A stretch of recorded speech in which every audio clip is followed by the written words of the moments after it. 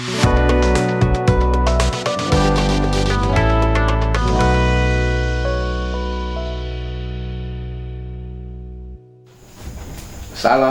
Disco. Pemirsa, kali ini kami dari Rumah Kompetensi menjelaskan bagaimana membentuk lembaga pelatihan kerja terintegrasi dengan lembaga sertifikasi profesi. Ada dari kajian kami bahwa masih banyak LPK yang kekurangan peserta. Lembaga pelatihan kerja belum terintegrasi dengan lembaga sertifikasi profesi. Padahal keberadaan lembaga pelatihan kerja itu sangat membantu lembaga sertifikasi profesi. Baik pemirsa, kita mulai bagaimana membangun lembaga pelatihan kerja terintegrasi dengan lembaga sertifikasi profesi. Apa langkah-langkahnya? Langkah pertama, pemirsa, lakukan riset. Riset itu sangat penting sekali. Apapun bisnis, hanya dengan Anda bangun dengan perasaan, dengan pemikiran, dengan mimpi, tanpa riset, hanya sesaat. Tetapi benar-benar Anda lakukan riset. Apa Anda lakukan riset? Yang pertama Anda riset dulu, siapa sih pengguna LPK Anda? Maka generasi Z saat ini, ingat generasi Z saat ini itu yang kelahiran tahun 2000 loh. Jadi jangan Anda berpikir waktu Anda dulu pernah pelatihan atau Anda pernah kuliah, itu Anda bawa ke bangun lembaga pelatihan. Sudah jelas LPK Anda nanti susah memasarkannya ke perusahaan-perusahaan, susah link kepada lembaga sertifikasi. Adakah riset? Pertama, industri pengguna, lakukan riset. Siapa? Apakah anak SMA, SMK, akademi, politeknik, sekolah vokasi ya, atau industri sendiri sebagai pengguna? Untuk apa diriset? Mungkin saja LPK Anda dengan kualifikasinya, mungkin Anda bangun kualifikasinya di level di atas SMK. SMK kan levelnya 3, Anda bangun level 4, 5 ke atas. Nah, ini bagi perusahaan sangat butuh sekali untuk peningkatan mutu kompetensi SDM yang bekerja di perusahaan.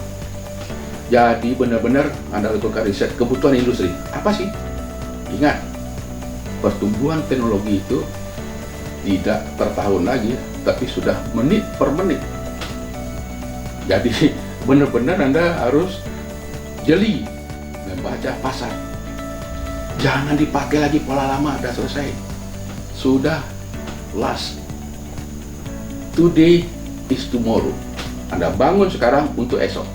Nah, berikutnya, apa yang Anda lakukan riset lagi? Sudah calon peserta, siapa Anda lakukan lagi? Anda kan ingin membuat modul pelatihan. Anda lakukan riset. Risetnya apa? Riset di Kemenaker itu sudah ada sangat banyak sekali itu SKKNI yang sudah mereka validasi, sudah bisa dijadikan acuan. Sangat banyak sekali. Nah, ambil saja dari sana, nanti Anda ramu, Anda desain kembali dalam bentuk modul pelatihan. Ya, modul pelatihan. Ya, sudah itu nanti sudah jadi modul pelatihan, dijadikan nanti materi latih. Kalau di sekolah namanya materi ajar, sekarang materi latih. Didesain sedemikian rupa, dibikin kualifikasinya. Oh, ini untuk jabatan operator, ini supervisor, ini untuk jabatan asisten direktur, ini jabatan untuk direktur. Anda riset sedemikian rupa. Ingat pemirsa, modul pelatihan ini adalah produk jualan Anda. Sajikan dengan baik, kemas dengan baik. Nah, setelah Anda riset modul pelatihan, Anda lakukan riset berikutnya. Apa? lokasi lembaga pelatihan. Banyak yang bertanya ke rumah kompetensi, Pak Dasril, kok saya berkantor di gedung terpadu, kok nggak bisa keluar izin lembaga pelatihannya? Nah, ingat, kalau di Jakarta itu ada zona-zonanya. Ini zona untuk kuliner, ini zona untuk mall, ini zona untuk pelayanan lain, ini zona untuk lembaga pelatihan. Kalau Anda berkantor di kantor-kantor layanan terpadu yang sangat luar biasa ya, kantor-kantor pusat-pusat perniagaan, itu Anda tidak akan dapatkan izin. Sudah ada klasifikasinya. Kecuali di daerah ya, masih ada yang bisa dilakukan tempat perizinan pelatihan. Karena sampai saat ini zona-zona itu masih berlaku. Mudah-mudahan ke depan pemerintah akan memberikan kemudahan bagi lembaga pelatihan bisa berkantor co-working ya, bisa berkantor di gedung terpadu. Mudah-mudahan ya kita ke depannya. Namun saat ini belum ada persyaratan untuk mengajukan izin di lembaga di zona yang tidak bersyarat. Apa langkah berikutnya, pemirsa? Untuk mendapatkan izin, Anda lengkapi persyaratan administrasinya. Apa administrasinya? Pertama, akta pendirian LPK. Masih banyak loh. Belum teknis, belum. Izinnya apa itu saja cukup, laku loh. Ya. Izinnya PT, tapi sudah melakukan pelatihan. Belum teknis, belum. Izinnya apa itu saja cukup, laku loh. Ya, banyak sekali. Nah, untuk terintegrasi ke lembaga sertifikasi, pemerintah sudah mengatur regulasinya. LPK-nya harus berizin dari Kementerian Tenaga Kerja.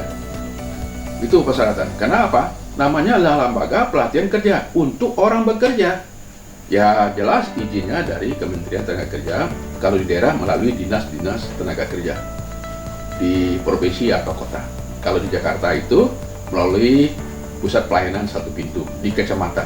Sekarang sudah ada pusat pelayanan satu pintu di kecamatan yang paling mudah. Jadi tidak perlu harus ke dinas tenaga kerja. Di sana sudah berbagai SDM yang ada duduk bersama di sana untuk melayani para pemirsa yang mengajukan izin untuk LPK. Nah, apa saja yang Anda persiapkan persyaratan dokumen? Kan di kantor itu ada dokumen-dokumen yang harus Anda lengkapi. Yang pertama, pasti jelas tanyain itu akta pendirian LPK, nomor induk berusaha LPK, sudah itu nanti ada rekening LPK-nya, NPWP LPK-nya, kita persiapkan. Seterusnya apa? Modul pelatihannya. Ya, modul-modul pelatihannya harus Anda ajukan sesuai dengan skema yang ada di lembaga sertifikasi yang akan Anda bangun.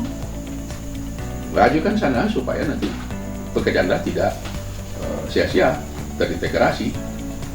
Atau Anda ingin kerjasama dengan lembaga sertifikasi pihak ketiga, asosiasi profesi atau asosiasi industri, diaju saja di sana SKKNI-nya, skemanya. Nah, sesuaikan.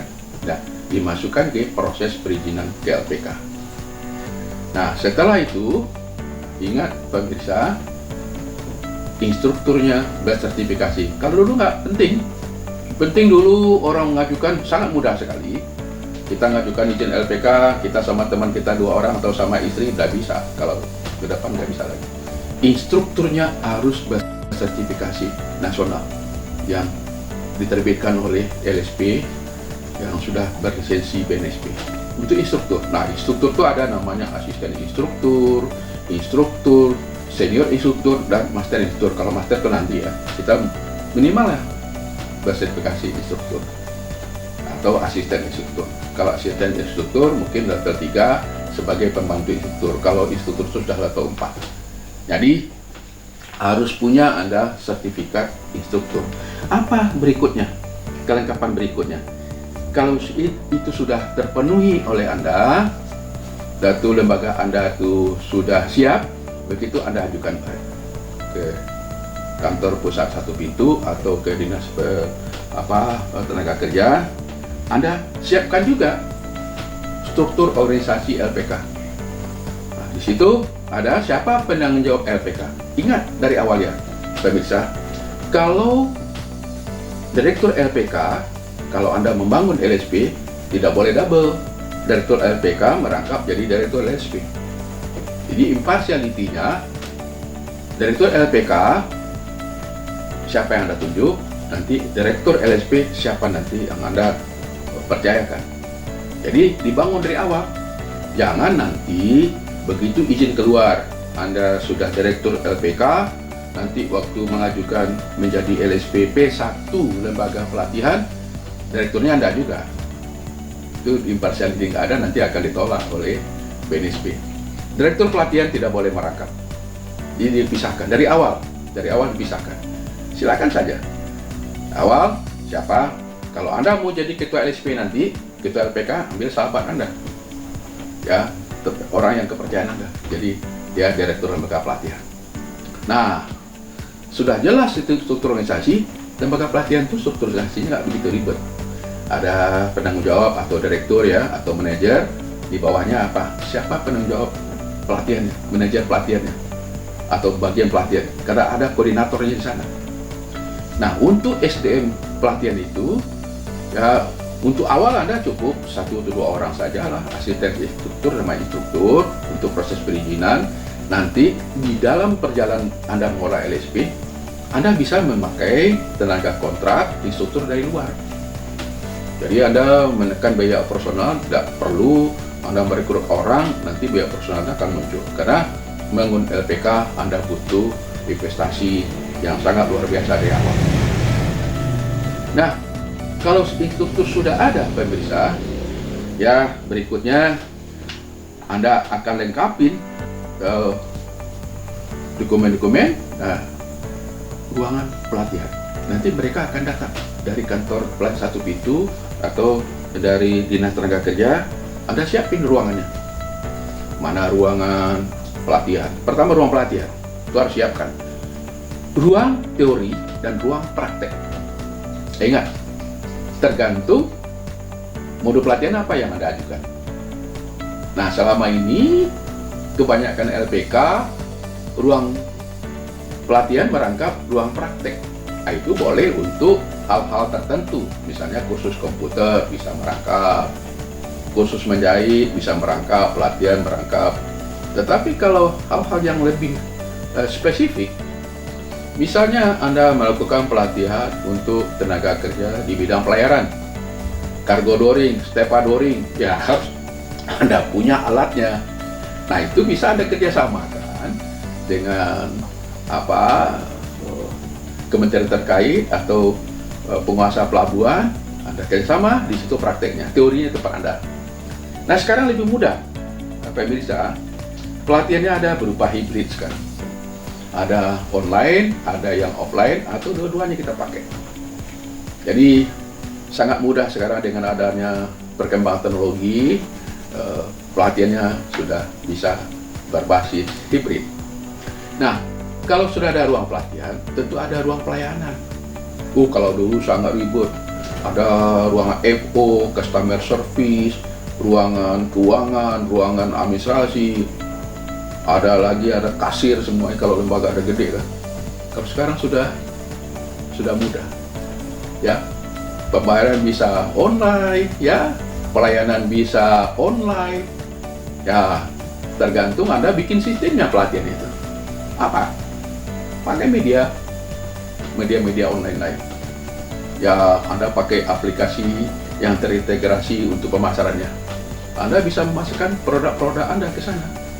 Ya, orang mudah. Nah, dengan sistem teknologi informasi ini, waktu menyusun jadwal, Anda harus jelaskan.